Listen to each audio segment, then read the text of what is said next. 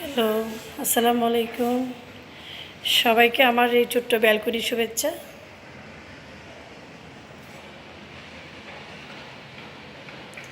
আমি আসলে গাছ, যে কোনো গাছ, এমনকি গাছ ফুলও আমি পছন্দ করি।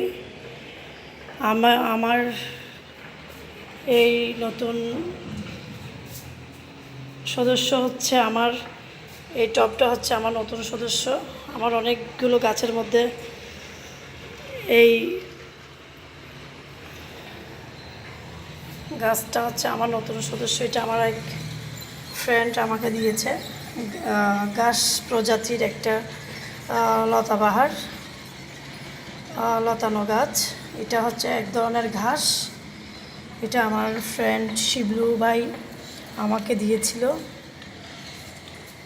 আমি এগুলাকে প্রজনন করব। এটা আমার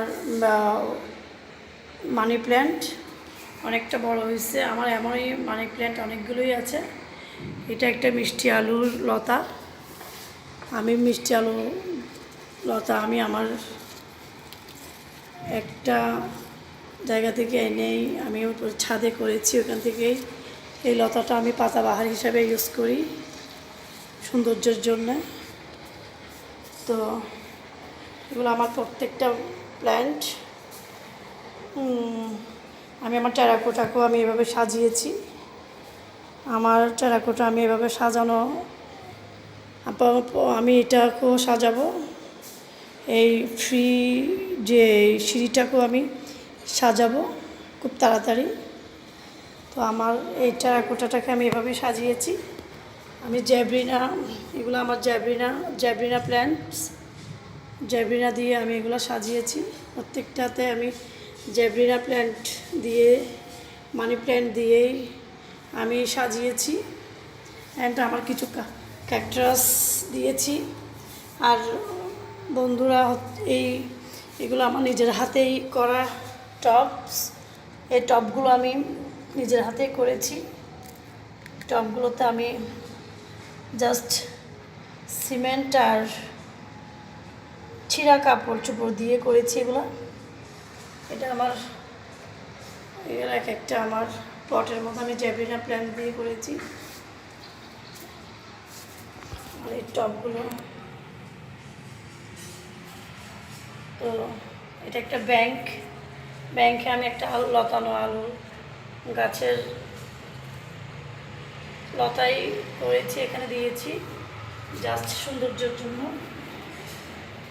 আমি এইভাবে দেখাই আপনাদের।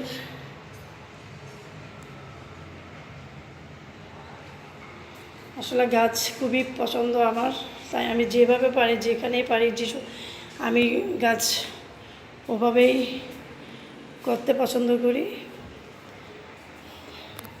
আমি আমার ড্রয়িং রুমও কিছু গাছ দিয়েছি। এটা আমার ড্রয়িং রুম। এই ড্রয়িং রুমটাতে আমি আমার এই গাছগুলো করি। এই গাছগুলো আমি পর্দা দিই না, পর্দা আমি রেখে দিয়েছি। কারণ পর্দার চাইতেও আমার এই দৃশ্যটা একটা কটেজের মতো, এই দৃশ্যটাকে আমি এভাবেই রেখেছি। তো আপনাদের সবাইকে, আমার যারা ফ্রেন্ড সার্কেল আছে, তো চা খাওয়ার আমন্ত্রণ দিচ্ছি। আপনাদেরকে আসবেন বাসায়, সবাইকে চায়ের দাওয়াত। আল্লাহ হাফেজ, ভালো থাকবেন।